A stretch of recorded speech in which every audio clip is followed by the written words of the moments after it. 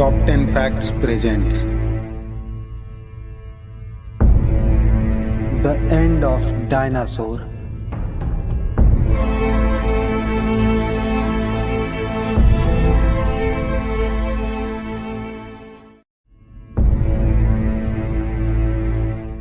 Hello friends, welcome to the top 10 facts. आज हम आपको बताने वाले हैं डायनासोर्स का इतिहास। हमारी धरती पर एक समय डायनासोर्स का राज हुआ करता था। वे इस धरती के बेताज बादशाह हुआ करते थे। जब खोजकर्ताओं को 19वीं सदी में पहली बार डायनासोर का जीवाश्म मिला तो दुनिया भर के म्यूजियम में डायनासोर के कंकाल टंगने लगे, जो प्रमुख आकर्षण का केंद्र रहने लगे। डायनासोर ने धरती पर 15 से 16 करोड़ साल राज किया। एक समय था जब पूरी दुनिया में इनका ही राज था, लेकिन यह जीव अचानक एक घटना से पूरी दुनिया से गायब हो गए। आखिर ऐसा क्या हुआ होगा जिससे धरती के उस समय के सबसे सफल और ताकतवर जीव अचानक विलुप्त हो गए? तो चलिए हम आपको लेकर चलते हैं आज से करोड़ों साल पीछे और आपको वो दिखाने की कोशिश करते हैं जो शायद उस दिन हुआ था। आज से करीब 7 करोड़ साल पहले धरती पर सब कुछ सामान्य था। चारों तरफ मौसम सुहाना था और धरती पर हरियाली थी। सूरज की रोशनी अपनी छटा बिखेर रही थी और समुद्र की ठंडी हवाएं पेड़ों से टकरा रही थी। हर तरफ डायनासोर के चीखने और चिल्लाने की आवाजें आ रही थीं।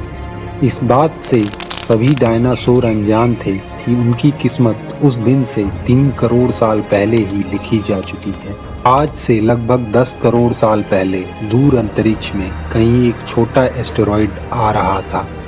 जब यह पृथ्वी से अप्रॉक्स 20 करोड़ मील दूर मंगल और बृहस्पति के बीच बने एस्टेरॉइड बेल्ट में अपने से कई गुना बड़े एस्टेरॉइड से जा टकराता है, जिससे उस बड़े एस्टेरॉइड की दिशा बदलकर 22,000 मील प्रति घंटे की रफ्तार से पृथ्वी की ओर हो जाती है। शायद तब भी डायनासोर का अंत नहीं होता अगर यह पृथ्वी के उपग्रह चांद से टकरा गया होता, पर शायद डायनासोर की नियति में यही लिखा था और यह एस्टेरॉइड चांद के बेहद करीब से निकल गया और धरती के वायुमंडल में पहुंचते पहुंचते इसकी रफ्तार अद्भुत रूप से बढ़कर 70,000 मील प्रति घंटा हो गई थी। पृथ्वी के वायुमंडल में जैसे ही इस एस्टेरॉइड ने प्रवेश किया, घर्षण की वजह से यह एक बड़े आग के गोले में परिवर्तित हो गया। इस एस्टेरॉइड की रफ्तार का अंदाजा आप इस बात से लगा सकते हैं कि इस एस्टेरॉइड ने अटलांटिक महासागर को पार करने में सिर्फ लगभग 4 मिनट का ही समय लगा। असल तबाही से पहले ही उस एस्टेरॉइड की चमक और गर्मी से ही कई जीव मर गए और कुछ अंधे हो गए। अब ये जीव उस एस्टेरॉइड को देख नहीं पा रहे थे, पर उस भयानक आग के गोले की गर्मी को महसूस कर पा रहे थे। कुछ ही देर में वह एस्टेरॉइड मैक्सिको की खाड़ी में पृथ्वी की सतह से टकरा गया और लगभग 35,000 डिग्री तापमान का एक भयानक विस्फोट हुआ। इस विस्फोट की ताकत का अंदाजा इस बात से लगा सकते हैं कि इस विस्फोट की क्षमता लगभग 10 हाइड्रोजन बम के विस्फोट से कहीं ज़्यादा थी। विस्फोट के होते ही धरती से लाखों टन धातु अंतरिक्ष में चली गई। टकराव वाली जगह पर 180 किलोमीटर चौड़ा और 20 किलोमीटर गहरा गड्ढा बन गया और उस जगह के सारे पत्थर और मेटल आसमान में चले गए और धूल के बादल में बदल गए।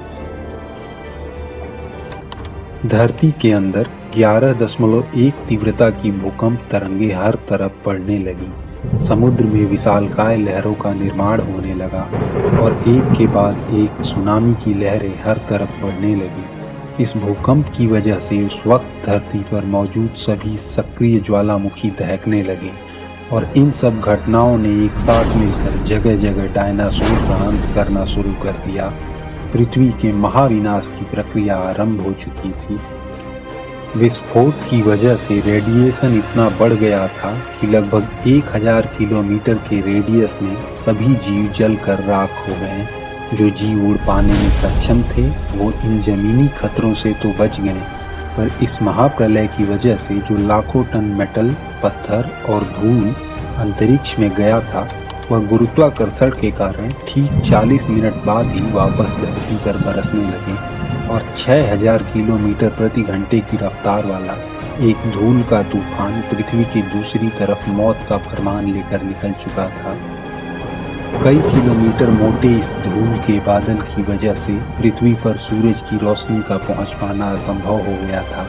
धरती पर हवा का तापमान 100 डिग्री सेल्सियस से ज़्यादा हो जाने से लगभग सभी पेड़ पौधों की आबादी जलकर खाक हो गई थी। विस्फोट के 90 मिनट बाद धरती का तापमान लगभग 200 डिग्री सेल्सियस बढ़ गया था और विस्फोट के इलाके से कोसों मील दूर के डायनासोर भी इस गर्मी से बच नहीं पाए।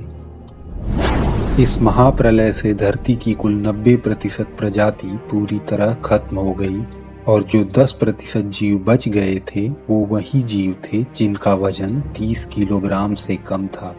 इस महाप्रलय के कारण लगभग धरती पर सब कुछ खत्म हो गया। इस कारण जो बड़े जीव धरती पर बच गए थे उन्हें भरपूर मात्रा में खाना पानी नहीं मिल सका। लेकिन इस महाप्रलय का फायदा किसी अन्य जीव को होने वाला था। डायनासोर के अंत ने एक छोटी प्रजाति के लिए एक सुनहरे अवसर की शुरुआत की और वह प्रजाति थी मैमल्स की। मैमल्स क्या थे और इस महाप्रलय में आखिर वो कैसे बच गए? इस महाप्रलय के बाद इंसानों की उत्पत्ति कैसे हुई, ये जानेंगे अगले एपिसोड में। उम्मीद करता हूँ आपको ये वीडियो अच्छी लगी होगी और अगर आपको ये वीडियो अच्छी लगी तो लाइक और कमेंट जरूर करें और हमें सपोर्ट करने के लिए हमारे चैनल को जरूर सब्सक्राइब करें।